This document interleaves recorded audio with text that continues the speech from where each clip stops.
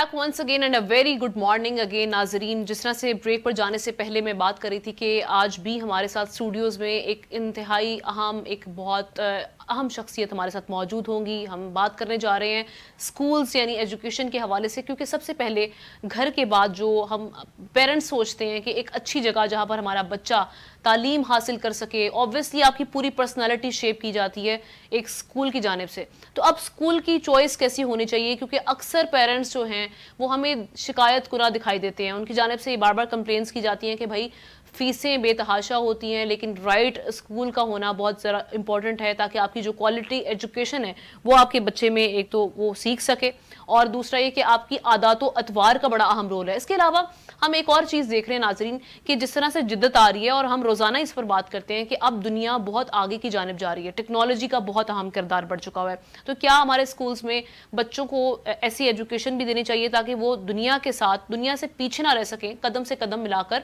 बढ़ सकें, ताकि उनके अंदर जो कॉम्प्लेक्सेस हैं वो ना रह सके। हमारे साथ स्टूडियोज में मौजूद हैं मोहम्मद अख्तर आराई साहब, all Pakistan private schools federation Sindh wing के प्रेसिडेंट हैं। उनको वेलकम करेंगे और उनसे जानेंगे उनके हवाले से। अस्सलाम वालेकुम।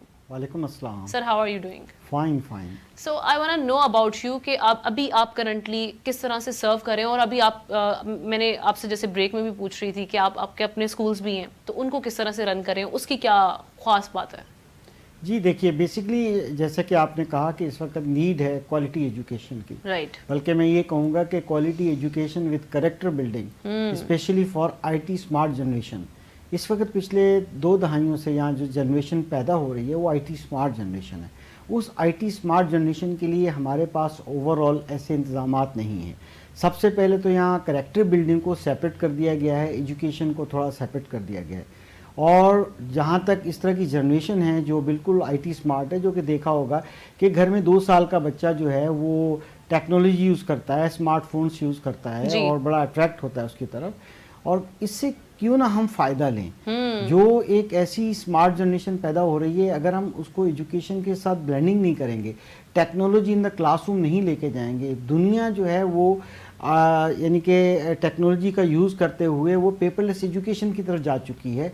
पाकिस्तानी बच्चे क्यों नहीं जा सकते? एग्जैक्टली ये सबसे बड़ा एक सवाल भी है और ये है। इसलिए न्यू जनरेशन के लिए न्यू जनरेशन स्कूल सिस्टम हमने एक इस्टेब्लिश किया है, और उस स्कूल सिस्टम का टारगेट ये है कि each class should be a smart class. Smart class है मतलब इसमें टेक्नोलॉजी मौजूद हो, और औसत तबके के जो लोग हैं, मिडिल क्लास वाइट कलर लोग जो हैं, जो नॉर्मल एक फ़ीस देकर उसके अंदर वही एजुकेशन हासिल करें जो हैंडसम फीसेस देने के बाद कोई 15-20 हज़ार रुपये पे करके जो है एक पेरेंट जो है अपने बच्चे को एजुकेट कर सकता है। तो this is the mission of new generation school system. और उसके साथ साथ कितने स्कूल्स अभी आप कर रहे हैं? हमारे पास इतने ज़्यादा कैंपसेस नहीं हैं, क्योंकि ये एक no loss no profit type का कॉन्सेप्ट है। सही। और क्योंकि जो कमर्शियल कॉन्सेप्ट लेकर चलते हैं स्कूल, वो तो जाहिर है कि 20+ ही चार्ज करेंगे इस तरह के एनवायरनमेंट को, लर्निंग एनवायरनमेंट को क्रिएट करने के लिए। दूसरी तरफ क्योंकि मैं प्रेसिडेंट हूँ सिंध सूबा सिंध के, उसका एक बॉडी है all Pakistan private school federation. ये फेडरेशन एजुकेशन को प्रमोशन के लिए काम करती है, प्राइवेट सेक्टर्स के तमाम स्कूल्स के साथ कांटेक्ट में होती है, हमारे स्कूल्स भी मेंबर होते हैं, और छोटी स्कूल एसोसिएशंस हमारा हिस्सा भी होती हैं। ठीक है। इसके और अलावा इसके अंडर कितने स्कूल्स? तमाम जी तमाम स्कूल हमारे पास ये नहीं है कि जी सब मेंबर हैं। हम लोग तमाम स्कूल्स के प्रॉब्लम्स को भी डिस्कस करते हैं, पेरेंट्स के प्रॉब्लम को भी शेल्टर देते हैं, डिस्कस करते हैं, इवन स्टूडेंट के प्रॉब्लम को भी देखते हैं, और टीचर की वेलफेयर का भी हम ख्याल करते हैं। सही। क्योंकि ओवरऑल हमें अगर करना है तो टीचर का ख्याल करना है, अगर करना है तो पेरेंट्स का जो ऑब्जेक्टिव होता है किसी स्कूल में बच्चे को एडमिशन कराने का, वो ऑब्जेक्टिव क्यों अचीव नहीं हो पाता, क्यों कमर्शियल स्कूल्स जो हैं फ्रेंचाइज टाइप के स्कूल्स बढ़ते जा रहे हैं, या मल्टी ब्रांचेस जो बढ़ती जा रही हैं। क्योंकि वही बात है, यहाँ ये समझा जाता है कि शायद पैसे से हर चीज़ खरीदी जा सकती है। ठीक है, पैसे वाला तो पे कफ करके वो सारी फैसिलिटीज़ ले सकता है, तो मगर जो एक औसत तबके के लोग हैं वो ये क्वालिटी एजुकेशन नहीं ले पाते। वो हमारा बेसिकली मिशन है।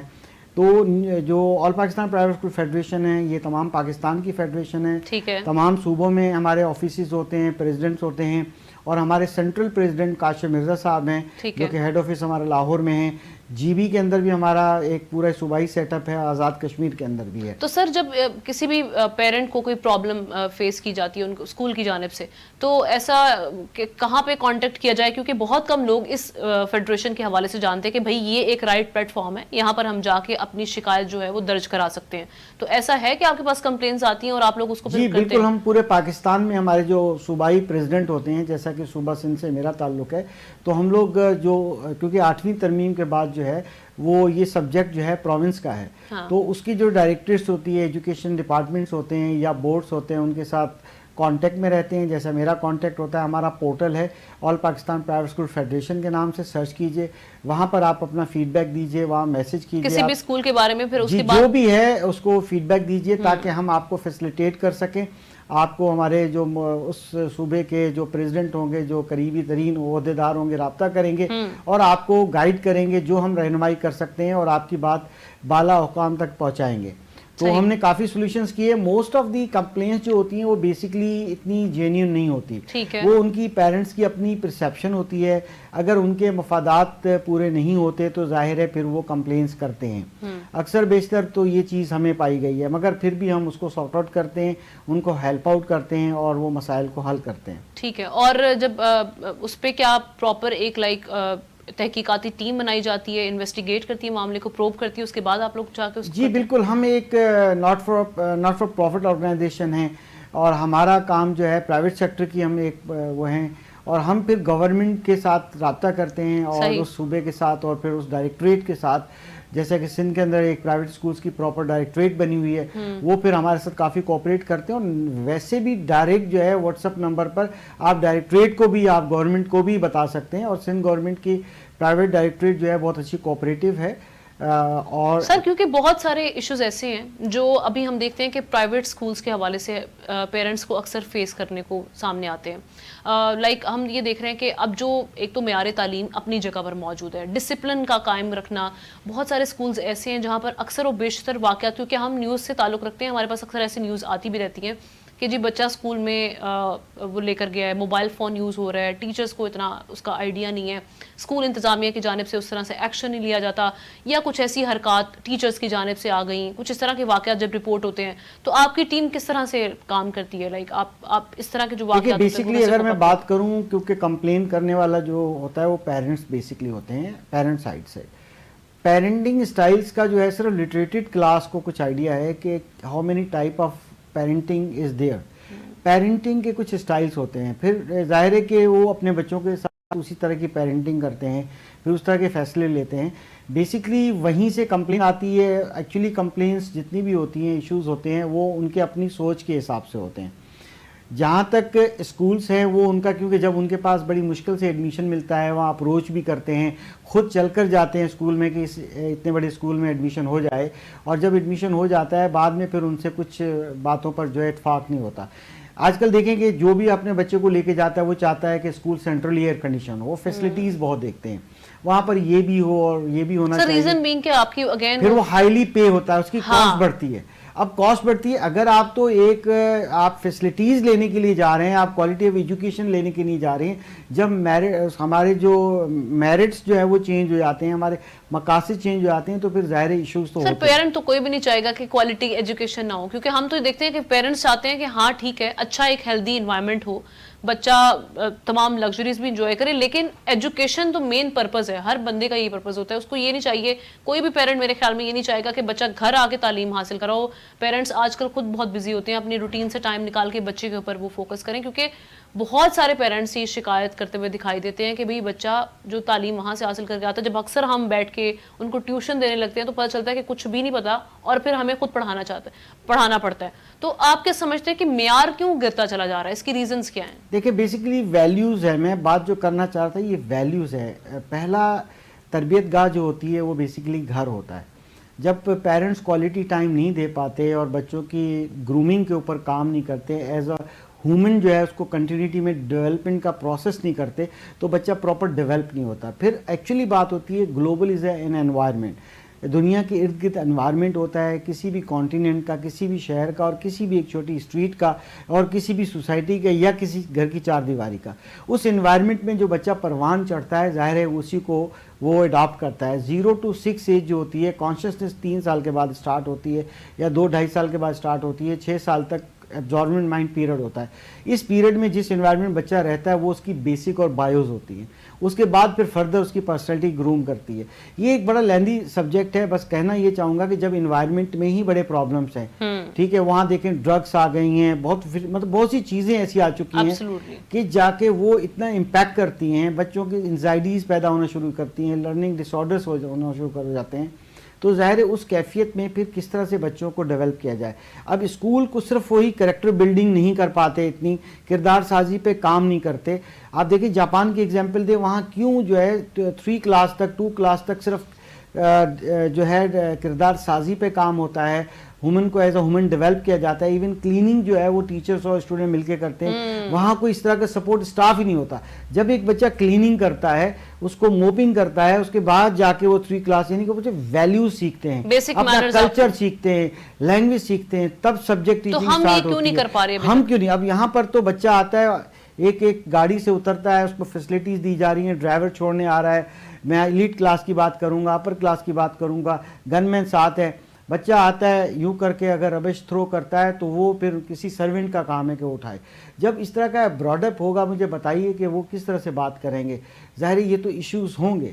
کیا جاپان ترقی یافتہ نہیں ہے, یا ملک اور کئی ممالک ہیں جہاں پر they do their work them self.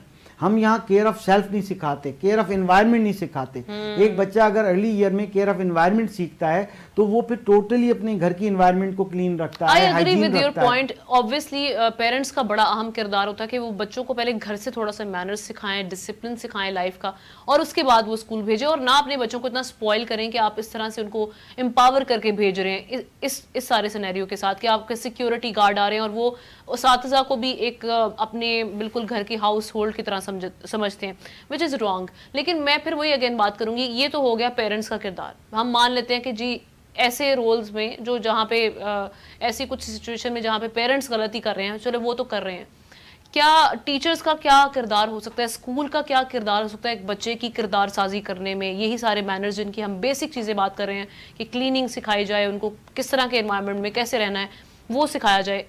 کس حد تک ہم اپنا کردار نبھا سکتے ہیں اسکولز خاص طور پر. ایگزیکٹلی جب بچے کو ہم آؤٹ سورس کر دیتے ہیں, پیرنٹس آؤٹ سورس کر دیتے ہیں, ایک پرائیویٹ سیکٹر کے اسکول میں بھیجتے ہیں, تو پھر اسکول کی رسپانسبلٹی ہوتی ہے. کیوں کہ ان کے جو ٹیچرز ہوتے ہیں, جو اس کی مینجمنٹ ہوتی ہے, وہ ایک ایسا انوائرمنٹ کریٹ کریں جو ایک لرننگ انوائرمنٹ ہو, وہاں ساری وہ چیلنجز کے لیے بچے کو تیار کیا جائے.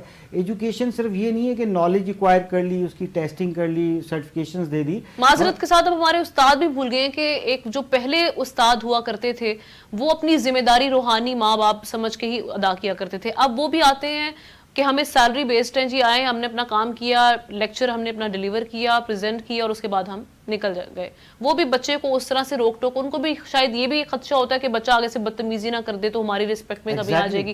یہ پوائنٹ اپنی جگہ ہے, but still they have their responsibility, right. یہ ایک بڑا پوائنٹ ہے جو آپ نے فرمایا, بالکل صحیح فرمایا. بیسکلی ایس ایل او بیس ایجوکیشن ہوتی ہے, اسٹوڈنٹ لرننگ آؤٹ کم. ہمیں کس طرح کے لرننگ آؤٹ کمس کی نیڈ ہے, بچہ جو کیپیبل کیا ہو آفٹر دا لیسن, ایک دن کے بعد پڑھائی کے بعد, اس کے بعد کیا نالج آنی چاہیے. بیسکلی اس کے اندر ٹیکنالوجی کا بڑا کمال ہے. وہی میں اسی بات سے آ کے جوڑوں گا, میں ٹیکنالوجی پہ آپ کا پوائنٹ ضرور لوں گی. ایک بریک کے لیے ہمیں کہا جا رہا ہے ناظرین, بریک کے بعد واپس آتے ہیں. تو بڑا ہی اچھا ٹاپک آج جو ہم نے آپ کے سامنے, جس پر ہم بحث بھی کر رہے ہیں, بات کر رہے ہیں, اس پہ ڈسکس کر رہے ہیں, یہ ہم کنٹینیو کریں گے کہ ٹیکنالوجی کا کیا رول ہے. Stay with us.